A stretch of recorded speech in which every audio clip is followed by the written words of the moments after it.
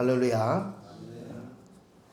이곳에 주님의 이름으로 모인 모든 사랑하는 성도들, 오늘 이 시간 또 하나님의 한없는 은혜와 성령의 충만함이 가득하기를 간절히 원합니다. 이 시간은 통회 자복의 능력이라는 제목의 말씀으로 증거하고자 합니다. 오늘은 특별히 73주년 되는 6.25 날입니다. 그것도 같은 주일이죠. 1950년 당시에 우리나라는 군사도 제대로 갖추지 못하는 상태에서 북한군들의 최신 나발총이라는 그런 경기관총과 또 각종 대포와 소련으로부터 받았던 최신 탱크와 비행기를 총동원해서 남침하게 됩니다. 자, 이렇게 남침해서 3일 만에 서울까지 진격하게 들어오게 됩니다. 그 이후에도 파죽지세로 밀고 내려와서 6월 25일에 남침을 했는데 8월 달에 가면은 낙동강 전선까지 가게 됩니다. 그 낙동강 전선이 얼마나 우리가 보기에 위태위태한지 우리 거기서 한번 낙동강 전선 치면은 구글에 치면 이미지가 나오는데 한번 나중에 한번 띄워주세요. 자, 여기에 낙동강 전선까지 밀고 내려오니까 그 형세가 얼마나 위급한지 마치 바람 앞에 등불같이 그 낙동강 경계로 이제 남게 되었습니다. 전선이 외관 그리고 다부동 또 영천, 기계, 안강, 포항 위쪽으로는 그 정도였고 남쪽으로는 남지 그리고 또 마산을 경계로 옆에 측면에서는 쳐들어왔던 것입니다. 이것을 어떻게 방어하고 있습니까? 우리 국군과 유엔군이 연합해서 북한군과 대치하면서 정말 마지막 남은 접목된 힘까지 내면서 이것만 점령되면 완전히 이 대한민국은 없어지는 그런 형국이었습니다. 그러니 정말 이때의 모든 군인들과 지금 잘 나오고 있습니다. 이게 보면은 대구, 포항, 영천, 군위, 칠곡, 달성, 영산, 함안, 마산 지금 이렇게 나옵니다. 얼마나 가까이 왔습니까? 마산 같은 경우는 여기서 지금 우리 1시간만 가면 가는 곳입니다. 경주도 1시간이면 가는 곳이거든요.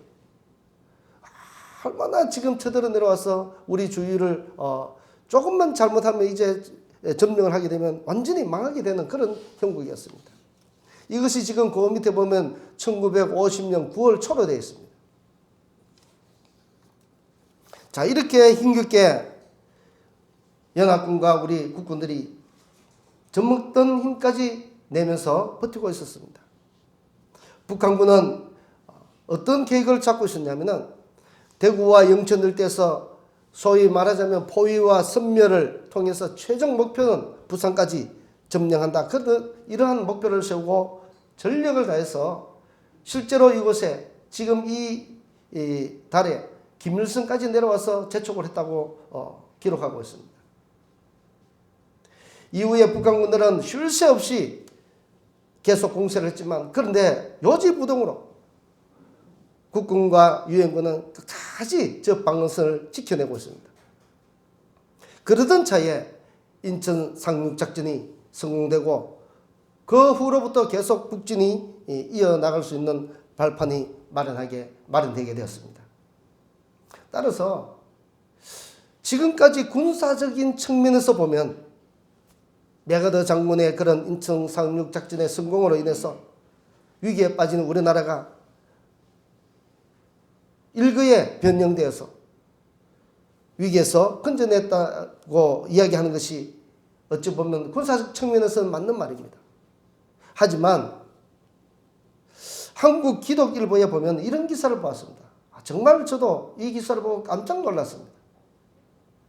한국 기독일보의 그 기사에 보면 당시에 어떤 일이 벌어지고 있었는가 그것을 생생하게 기록하고 있습니다. 전쟁 발발 2달 후에 8월 30일쯤 낙동강 전선에서 치열한 공방전이 벌어지던 그때에 이 부산에서는 어떤 일이 벌어지고 있었는가? 이 부산에 있는 사람들이 얼마나 두려움을 느꼈겠습니까? 지금 코앞에 지금 적군들이 와서 침공을 하고 있으니까. 그래서 그때에 위기를 느꼈던 목회자와 성도들이 지금 동구 초량에 있는 그 초량교회에 모여서 구국기도회가 시작됐다고 합니다. 지금 초량교회의 역사위원장을 맡고 있는 곽원섭이라는 장로님이 이렇게 증언하고 있습니다. 당시의 목사님들이 6.25 동란을 두고 기도할 때 이렇게 기도 제목을 냈다고 합니다. 우리가 범한 죄에 대한 진노의 칼이다. 그렇게 정의를 했던 것입니다. 무슨 말인가 하니까 우리가 범한 죄, 지금 이 목사님들이 범한 죄가 너무너무 크다는 것입니다. 그래서 이것을 잘못을 고백을 하고 회개합시다. 그렇게 요청했다는 것이죠. 무엇을 그렇게 잘못했을까요? 그래서 이 기도의 사흘째 되는 날에는 온 교회 전체가 성도나 목회자나 할 것 없이 모두가 이 통례 회개의 자복이 일어났는데 마지막 날에는 모두가 울음바다가 됐다고 합니다. 울음바다가. 그렇게 풍전등화에 그 기로에 두고 이 목사님들이 한결같이 회개를 강조했던 것입니다. 기도의 첫날에는 한상동 목사님이라는 그 목사님이 신명기 11장을 본문으로 해서 6.25가 어떻게 왔는가 거기에 대해서 말씀을 하기 시작했다는 것이죠. 바로 그 왔던 원인은 하나님이 가장 싫어하던 신사참배했기 때문에 그렇다고 진단을 했던 것입니다. 한국교회와 목사들이 이것을 행했죠. 그리고는 그뿐만 아닙니다. 한국교회가 이 신사참배를 허용을 하고 공포를 하고 그리고 또 해방을 맞이하게 됩니다. 그런데 해방을 맞이하니까 이제는 교권 다툼에 너나 할 것 없이 다 빠져가지고 얼마나 큰 싸움이 벌어진지 모릅니다. 자, 이것을 이 목회자 되는 한상동 목사님은 이것을 원인으로 제시했던 것입니다. 그래서 한국교회가 범한 죄를 회개해야 된다. 그래서 그래야만 하나님의 자비를 얻을 수 있다고 강조했다는 것입니다. 예정을 넘기면서 진행된 눈물의 통례 자복 그 기도회가 9월 15일 날 마무리됩니다. 3일간 그러니까 7일간 기도회를 집회를 하는 동안에 나머지 마지막 3일 전에 끝나기 3일 전부터 통례 자복의 기도를 시작했다는 것이죠. 바로 그날에 그래서 9월 15일 날 마무리되는데 이 9월 15일 날 통례 자복의 기도가 마무리되니까 바로 그때 무슨 일이 생겼는가? 그때 놀랍게도 부산 전역에 메가더 장군의 인천 상륙작전 성공을 알리는 호회가 배포되고 있었다고 합니다. 통례 기도한 지 3일 후에 메가더 장군은 아무도 예상치 못한 인천 상륙작전을 감행하게 되었고 그 당시에 지난번에도 한번 말씀드린 적이 있었는데 이 메가더 장군의 그 인천 상륙작전을 행하려고 할 때 주위에 있는 모든 간부들이 다 말렸다고 합니다. 왜 그런가? 그때는 서해의 조수 간만의 차가 너무 심하기 때문에 자칫하면 그곳에 갇힐 수도 있기 때문에 불가능하다고 보았던 것입니다. 다 불가능하다고 이런 작전을 하지 말자고 그렇게 이야기했지만 그럼에도 불구하고 이 메가더 장군은 그것을 감행합니다. 그리고 작전을 일거에 성공하게 되죠. 졸지에 전쟁의 전세가 역전됩니다. 보급로가 차단된 그 인민군들은 그때부터 우왕좌왕 갈피를 못 잡고 이리저리 흩어지기 시작했습니다. 인천 상륙작전은 7일간의 밤낮 없는 그 기도 가운데 통례 자복의 회개의 기도가 있은 후 딱 3일 만에 이런 낭보가 이어졌던 것입니다. 여기서 보듯이 전쟁의 승패가 우연히 역전된 것 같지만 이 역전된 것은 결코 우연이 아니더라는 것입니다. 또 메가더 장군의 뛰어난 전술에 의해서 이런 전세에 그 불리한 것이 일거에 역전된 것 같지만 그런 것도 아니더라는 것입니다. 바로 그것은 오직 전능하신 하나님의 선한 손길이 있었기 때문이었다는 것입니다. 이 성경에 보면 분명하게 그렇게 말씀합니다. 사무엘상 77장 47절 말씀에 전쟁은 여호와께 속한 것이라 그렇게 말씀합니다. 전쟁은 여호와께 속한 것인즉 그가 너희를 우리 손에 넘기시리라. 그리고 또 역대하 20장 15절에도 그렇게 말씀합니다. 놀라지 말라 두려워하지 말라 이 전쟁은 너희에게 속한 것이 아니요 하나님께 속한 것이라. 전쟁은 우리가 사람이 하는 것이지만 그러나 그 전쟁에 이기고 져고 하는 그 승패의 결과는 하나님께 달려있다는 것입니다. 이 말씀에서 말씀하듯 전쟁은 하나님께 속한 것이라 했죠. 그러면 무엇이겠습니까? 하나님은 지금 살아계신다는 뜻이죠. 그리고 또 죽은 하나님이 아니시라는 것입니다. 결국은 온 세계는 하나님이 붙잡고 운행하고 계시고 하나님이 섭리하고 계신다는 증거인 것이죠. 그렇습니다. 이 땅이 6.25 전쟁으로 인해서 풍전등과 같이 조금 전에 그 지도에서 보듯이 얼마나 위험한 시기였습니까? 이렇게 패전 일보 직전에 있을 때에 물론 그 군인들이 열심히 싸우기는 했지만 그러나 하나님의 거룩한 백성들이 그 초량교에서 밤낮 없이 모여서 눈물로 회개할 때에 3일 밤낮을 울부짖으면서 회개했을 때에 그 기도가 하나님께 상달되었던 것이죠. 마치 요나의 기도와 같이 말입니다. 요나도 뱃속에서 그 물고기 뱃속에서 3일간 얼마나 울부짖으면서 하나님께 기도했습니까? 바로 그 기도가 하나님께 들린 바 되었고 그 요나도 큰 물고기 뱃속에서 토해냄을 받아서 살게 되었던 것이죠. 그 기도를 들으신 살아계신 전능하신 하나님이 일그의 전세를 바꾸시기를 마치 홍해 바다 앞에서 애굽의 군사들이 쳐들어온 것을 보고 이스라엘 백성들이 사시나무 뜰듯이 두려워하고 있었습니다. 바로 그때에 하나님은 홍해 바다에 길을 내시고 그 모든 백성들을 안전하게 건너게 하셨습니다. 이 일로 인해서 전세는 어떻습니까? 일거에 바뀌게 됩니다.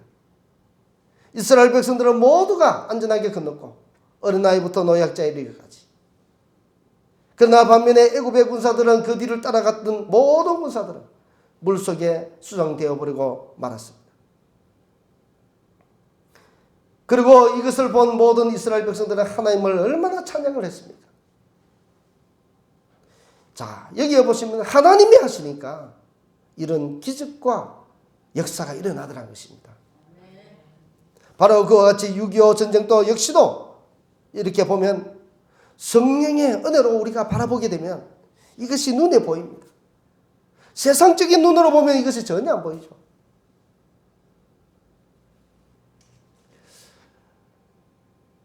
모세가 아말렉과 전쟁할 때 여호수아와 함께 갔던 그 군사들이 모세가 손을 들면 이기고 손을 내리면 지는 것이죠. 도저히 이해가 안 가지만 하나님이 함께 하실 때는 이기는 것입니다. 바로 그와 같이 이 6.25 전쟁 역시도 보면 우리가 성령의 은혜로 바라보면 보이는데 목사와 장로들이 그리고 온 성도들이 다 같이 지난날에 잘못된 죄악들을 통해 잡아가니까 하나님이 들으시고 치유하시기 시작했고 땅을 고쳐주시기 시작했던 것입니다. 오늘 본문을 보면 이러한 하나님의 역사가 더 뚜렷하게 잘 보입니다. 이 시대는 지금 에레미야 선지자 시대입니다. 무슨 말인가 하면 유다 나라가 완전히 멸망당하는 그런 시대에 활약한 선지자였습니다. 그러니 곧 이때는 어떤 때입니까? 하나님의 심판이 이 유다 나라에 임하기 시작한 때라는 것입니다. 그렇다면 이 유다 나라가 왜 하나님의 심판을 받고 있었겠습니까? 본문에서 보면 하나님은 이렇게 말씀합니다. 조상들에게 약속한 그 가나안 땅을 그들에게 주었지만 이제는 그 자손들이, 그들이 지금 현재 있는 그들이 하나님을 믿지도 않고 하나님을 섬기지도 않고 하나님의 말씀을 따르지도 않고 오히려 하나님의 자리에 바알과 같은 이방 우상을 그 자리에 놓고 이방 우상을 섬기고 있다는 것입니다. 그래서 본문 9절 말씀 보면 그러므로 내가 다시 싸우고 너희 자손들과도 싸우리라고 말씀하셨던 것입니다. 즉 하나님이 이스라엘 백성들을 향해서 심판하시겠다는 말씀 아니겠습니까? 따라서 오늘 이 말씀 보면서 우리는 무엇을 여기서 얻을 수 있는가? 우리는 이 경고의 말씀을 보면서 앞으로 우리의 삶을 어떻게 살아야 하는가? 이런 질문을 던지지 않을 수 없습니다. 그 답으로는 우리가 살고 나아갈 길은 전능하신 하나님을 잊지 아니하고 하나님을 잘 섬기고 하나님을 경외하면서 살아가는 길만이 답이라는 것입니다. 사람들은 아무리 많이 배워도 그것을 다 알지는 못합니다. 많은 것들을 하나님의 은혜가 있어도 그것을 때로는 자꾸 잊어버리죠. 이 이스라엘 백성들도 지금 그 조상들이 받았던 그 은혜를 구준으로 통해서 들려주는 그 말들을 다 잊어버리고 그런 말을 하면은 노인들이나 하는 소리로 취급하고 여기고 그런 소리를 하지도 못하게 만들고 하나님의 말씀도 듣기 싫어하고 결국 그렇게 하다가 그들은 하나님으로부터 떠나게 되었던 것입니다. 자, 그래서 하나님은 어떻게 말씀하는가? 하나님은 이런 것들을 잊어버리지 아니하고 잘 기억할 수 있도록 기념일을 세워두었습니다. 가령 예를 들면 오늘과 같이 6.25 이날 되면은 모든 국가적으로 행사를 합니다. 그래서 사람들은 이런 날을 절대로 잊지 않는 것이죠. 이 날은 6.25 날이다. 그래서 우리의 후손들이 이 날을 기념하면서 잊지 않도록 해마다 이 날을 기념하게 됩니다. 바로 이것은 잊지 않도록 하는 장치가 되는 것이죠. 자신이 태어난 생일이나 혹은 부모가 돌아가신 그 기일이나 이래서 그 모든 것들은 날을 정하고 그 날을 특별하게 여기고 함께 모여서 식구들과 함께 하는 시간을 갖는다든지 그렇게 하죠. 왜 그러냐 하면은 생일도 잊지 않고 또 부모님의 그 길도 잊지 않도록 하기 위해서 그렇게 한다는 것입니다. 자, 성경에 보면 하나님도 이스라엘 백성들에게 하나님이 그들의 조상들을 구원해 주신 것과 또 역사적인 사실들을 잊지 않도록 하시기 위해서 유월절이라는 제도, 오순절이라는 제도, 초막절이라는 제도를 두어서 그 날을 상기하고 또 그들의 조상들이 하나님이 베푸신 은혜가 얼마나 컸던가를 계속 기념하도록 만들었습니다. 예수님도 그런 기념일을 만드셨죠. 제자들을 마지막 유월절날 함께 불러서 떡과 잔을 나누면서 이것을 기념하라 말씀합니다. 계속 이 날을 기념하라고 꼭 기념하라고 당부했던 것입니다. 이처럼 특정한 날을 기념하는 것은 자자손손 그러한 기념일마다 기념일이 된 그 의미를 되새기라고 말씀하는 것 아니겠습니까? 그런데 지금 이 이스라엘 백성들은 기념일은 고사 하나님을 가장 가까이 섬기는 제사장과 그리고 또 하나님의 말씀을 기록하며 전수하는 서기관들과 또 그것을 관리하는 관리들 모두가 하나같이 하나님을 버리고 하나님을 무시하고 자 그러니 나머지 그 모든 유다 나라의 모든 백성들은 말하면 무엇하겠습니까? 모두가 똑같은 것이죠. 즉 이스라엘 백성들이 이렇게 한다는 것은 무엇이겠습니까? 하나님 없이도 그들은 잘 살아갈 수 있다는 것 아니겠습니까? 그런데 하나님이 어떠신 분이십니까? 하나님은 전지전능하신 하나님이십니다. 뿐만 아니라 세상을 만드셨지만 세상의 모든 걸 또한 친히 주관하시는 분이십니다. 그런데 본문을 보면 지금 이 이스라엘 백성들은 하나님 없이도, 우리는 하나님 없이도 잘 살아가고 있다고 그렇게 믿는 것 같습니다. 어쩌면 우리들도 이러한 모습으로 살아가지는 않는가? 우리도 하나님 없이도 직장도 잘 되고 좋은 직장도 다니고 돈도 잘 벌이고 자녀도 잘 크고, 그러니 하나님의 은혜가 아니고 그냥 내가 직장도 잘 들어갔으니까 돈도 잘 벌이는 것이고, 내가 그냥 잘 먹으니까 건강해지는 것이고, 모든 것이 하나님의 은혜가 아니라 내가 잘났어, 나는 하나님이 없어도 살아가고 있다고 생각하는 그런 사람들이 없는가 하는 것이죠. 당시 세대 사람들이 하나님을 믿고 하나님께 제사를 드리면 무엇인가 모르게 시대에 뒤떨어진 사람과 같고 고리타분한 사람과 같고, 하나님을 잘생기면 부끄럽게 여겨지고, 그래서 이 백성들은 그래서 떠난 것은 아닌가? 오늘날 또 마찬가지입니다. 오늘날 요즘 젊은이들이 이와 같은 마음을 가질 수도 있습니다. 왜 그런가 하면 가령 교회가 기도회를 한다든지 수련회를 간다든지 아니면 또 기도원에 가서 기도하러 갑시다 한다든지 하면 어떻습니까? 옛날에는 그 청년들이나 누구나 할 것 없이 모두가 교회에서 하는 대로 잘 따라갔습니다. 그런데 요즘은 어떻습니까? 가지 않습니다. 기도의 자리도 가지 아니하고 예배의 자리에도 가지 아니하고 찬양의 자리도 가지 않습니다. 그러니 그들의 신앙은 어떻습니까? 점점 시들시들해집니다. 결국 이러다가 하나님을 떠나게 되고 하나님을 버리게 되고 하나님이 기뻐하지 않는 그런 모습으로 살아가게 됩니다. 그런데 하나님은 어떤 분이십니까? 하나님은 예전이나 지금이나 동일하신 분이시고, 하나님이 예전에도 기뻐하시는 것은 오늘날에도 그것으로 기뻐하시고, 하나님이 예전에 그것으로 싫어했다면 오늘날에도 동일한 조건으로 그것을 싫어한다는 것입니다. 그래서 하나님은 지금 이러한 이스라엘 백성들에게 하신 말씀은 한마디로 무엇이라고 정리하고 있는가? 에레미야 2장 13절에 보니까 내 백성이 두 가지 악을 행하였나니 곧 그들이 생수에 거는 데는 나를 버린 것과 스스로 웅덩이를 판 것인데 그것은 그물을 가두지 못할 터진 웅덩이들이라. 다시 말해서 그들이 교만하다는 것입니다.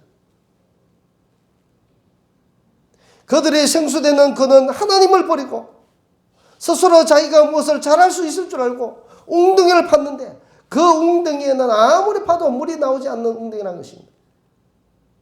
교만하다는 것이죠. 하나님이 있어야 그곳에 물도 가둘 수 있고 하나님이 있어야 모든 것들이 합당하게 다 잘 됐는데 그렇지 않다는 것입니다. 여기서 지금 조금 전에 읽어드렸던 에레미야 2장 13절의 이 말씀은 하나님을 버렸다는 것에는 하나님 없이도 살 수 있다는 것이고, 이 얼마나 큰 교만입니까? 우리는 이러한 교만을 버려야 된다는 것입니다. 그래서 하나님은 지금 이 이스라엘 백성들에게 크게 진노하십니다. 그 진노의 결과는 무엇인가? 그 나라를 완전히 멸망시켜버린 것이죠. 본문에서 보듯이 한 나라가 바로 서서 전쟁과 같은 것이 안 생기고 아무 일 없이 잘 살아간 것, 그것이 그냥 되는 것이 아니라는 것입니다. 하나님의 백성들이 사는 나라라면 모두 동일한 조건입니다. 지금 이 나라는, 이 유다 나라는 하나님의 백성들의 나라죠. 그런데 하나님의 백성들의 나라가 하나님을 믿지 않으니까 하나님이 그들을 책망하고 징계를 하는데 나라를 없애버립니다. 그와 같은 조건이 동일한 오늘날 우리들의 조건이라는 것입니다. 무엇인가 하면 우리들도 하나님의 백성들이죠. 이전에는 이 대한민국이 하나님의 백성이 아니었습니다. 자, 다시 말해서 예전에는 아브라함의 자손들인 유다 나라만 이런 것에 적용되었다면 이제는 성령으로 거듭난 자들이 살아가는 모든 국가도 마찬가지라는 것입니다. 우리나라는 일제치하에 전에 있었습니다. 그때의 언더우드와 아펜젤로와 같은 제가 잘못 말씀드렸습니다. 우리나라는 일제치하가 있기 전에 또 언더우드와 아펜젤로와 같은 최초 선교사들에 의해서 이 땅에 복음이 들어왔습니다. 근데 그때까지만 해도 조선이라는 왕조 국가였죠. 상문과 양문의 신분이 확실하게 구분되어 있었습니다. 이런 것을 하나님이 부수시는데 아이러니하게도 일본이라는 그런 나라를 통해서 이 나라 왕조를 완전히 없애버립니다. 그래서 상문과 양문의 그런 신분 제도가 사라지게 되었습니다. 만약에 이것이 그대로 왕조가 내려왔으면 아직까지도 여기에 노비로 아니면 종으로 그런 신분의 모습으로 살아가고 있는 분들이 꽤나 있지 않겠습니까? 저는 뭐 보니까 양반인 것 같고요. 자, 여기까지 우리가 보게 되면 일본의 통치에 의해서 그렇게 된 것이 마음 아픈 일입니다. 사실은. 그럼에도 불구하고 새로운 환경으로 바뀐 것 또한 하나님의 은혜였다는 것입니다. 결론적으로 보면 하나님의 은혜였다는 것이죠. 이렇게 하나님은 하나님의 백성들을 위해서, 다시 말해서 이런 선교사들에 의해서 많은 백성들이 하나님께 돌아오고 하나님의 백성이 되니까 이제는 어떻습니까? 우리가 하나님의 백성이 되니까 하나님이 그냥 두고 보실 수 없는 것이죠. 계속적으로 어떻게 노비로 그렇게 종으로 살아갈 수 있도록 만들겠습니까? 그래서 하나님은 이 백성들을 위해서 이 나라를 완전히 회복시켜 주시는 것입니다. 그래서 회복시켜 주었더니 어떻습니까? 말씀이 부응하고 또 잘 돌아가니까 목사나 장로나 온 교회 성도들이 이제는 하나님의 권위와 권능을 위해서 우리가 순교하는 것도 마다하지 않아야 되는데 이런 안일한 그런 종교 생활을 하다 보니까 순교한 것을 두려워했습니다. 그리고 또 그뿐만 아니라 총회에서는 신사참배도 하는 것이 합당하다. 그렇게 해서 이 일제치하 때에 이제 신사참배까지 교회에서 공식적으로 공포하여서 수많은 사람들을 우상 앞에 절하게 만들어 버렸던 것입니다. 자, 이러한 행위는 성경에 이런 말씀이 있습니다. 마태복음 12장 31절 말씀 보면 그러므로 내가 너희에게 이르노니 사람에 대한 모든 죄와 모독은 사심을 얻되 성령을 모독하는 것은 사심을 얻지 못한다고 확실하게 못을 받고 있습니다. 물론 주기철 목사님과 같이 당시에 신사참배를 거부한 많은 사람들이 있었습니다. 그래서 2,000명이나 되는 그 사람들이 투옥되고 고문도 당하고 그렇게 했습니다. 뿐만 아니라 약 200교회가 우리나라에 있는 전국에 200교회가 문을 닫아야 했고 그리고 또 이 일로 인해서 50명이나 되는 순교자가 발생했습니다. 하지만 나머지 수많은 교회는 어떻습니까? 나머지 수많은 교회는 1938년에 총회에서 공식적으로 신사참배가 가하다고 선포를 하였던 것입니다. 이것이 곧 배교였던 것입니다. 배교. 하나님을 배반한 배교였던 것이죠. 얼마나 큰 잘못을 행했습니까? 얼마나 탄식할 일입니까? 이것이 조금 전에 제가 서두에 초량교에서 모든 목사님들이 모여서 함께 통일자복합시다 했던 그 통일자복이 목사의 통일자복이 무엇인가? 바로 이것을 얘기하고 있었던 것입니다. 배교했던 일. 성경에 보면 느부갓네살 대왕 앞에서 그것도 큰 금심상 앞에서 절하지 않으면 용광로와 같은 큰 풀무불을 마련해두고 당장 던져서 태워 죽이겠다고 합니다.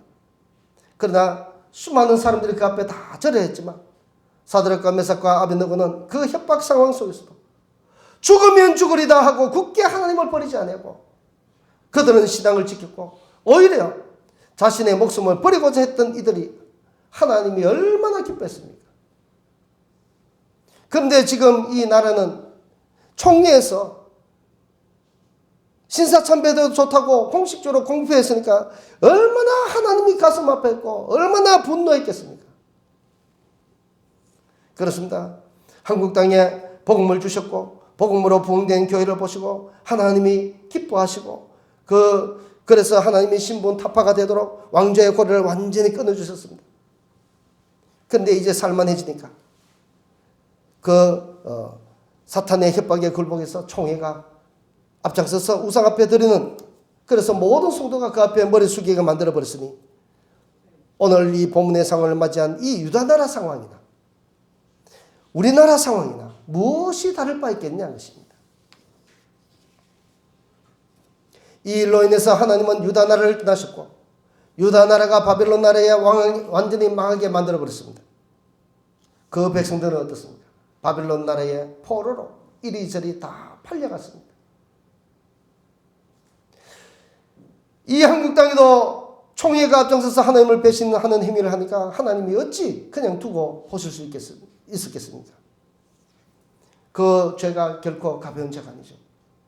그래서 하나님이 북한이라는 이 인민군들을, 무자비한 인민군들을 몽둥이로 삼아서 우리나라를 치게 했던 것입니다. 이러한 것은 세상 사람들의 눈에는 보일 수가 없습니다. 그러나 우리들의 눈에는 이것이 보이는 것이죠. 영적인 지도가 그려지는 것입니다. 성령을 받은 우리들의 눈에는 이러한 것이 하나님의 역사가 있었음을 우리는 단번에 알 수 있다는 것입니다. 그래서 초량교회에 모인 모든 목회자들과 성도들이 그동안 우리가 무엇을 잘못했는지 바람 앞에 선 촛불처럼 마지막 위기의 순간에 오자 그때 비로소 하나님 앞에 살려달라고 회개합니다. 3일 밤낮을 하나님 앞에 기도할 때에 어떻게 기도했는가? 우리나라를 건져달라는 그런 기도가 아니었습니다. 하나님, 우리가 하나님 앞에 범죄했습니다. 수많은 사람들에게 하나님을 배반하도록 했습니다. 주여 용서해 주옵소서. 주여 우리도 신사참배에 참석해서 하나님을 욕되게 했습니다. 주여 용서해 주옵소서. 이러한 회개의 운동이 일어났던 것입니다. 그런데 놀랍게도 이 회개의 운동이 일어난 지 불과 3일 만에 하나님이 기뻐하시고 메가더 장군을 통하여서 인천 상륙작전을 성공케 하시고 전쟁의 물꼬를 일거에 바꾸신 하나님이셨던 것입니다. 할렐루야. 오늘 6.25 전쟁 73주년 되는 주일입니다. 우리가 분명히 알아야 할 것은 이 세상의 주인과 역사의 주인은 하나님이십니다. 이 세상을 운행하신 분도 하나님이십니다. 이 세상의 모든 전쟁도 하나님께 속했습니다. 우리는 온전히 하나님만 붙잡고 하나님을 경외하며 살아가는 우리 모두가 될 때에 하나님은 든든히 우리의 가정과 우리와 우리 모두를 지켜주실 줄 믿습니다. 아멘. 기도하겠습니다. 찬송과 영광의 주님 감사합니다. 이 시간 유다나라가 하나님 앞에 배반하고 하나님을 떠나고 하나님을 무시하고 멸치했을 때에 하나님께서 그들을 버리시고 그들을 이방 나라에 팔아버리시고 철저하게 그들을 흩으셨던 것 같이 우리도 잘못할 때에 주님 오늘 이 유교를 맞아서 다시 한번 상고하게 하시니 감사합니다. 다시는 우리가 주님 앞에 배반치 않게 하시고 믿음을 팔지 않게 하시고 믿음을 굳건히 붙잡아서 주님 우리의 후손들에게 자랑스러운 신앙의 선조들이 되게 하여 주시옵소서. 모든 것 감사드리며 살아계신 우리 주 예수 그리스도의 이름으로 감사 기도드립니다. 아멘.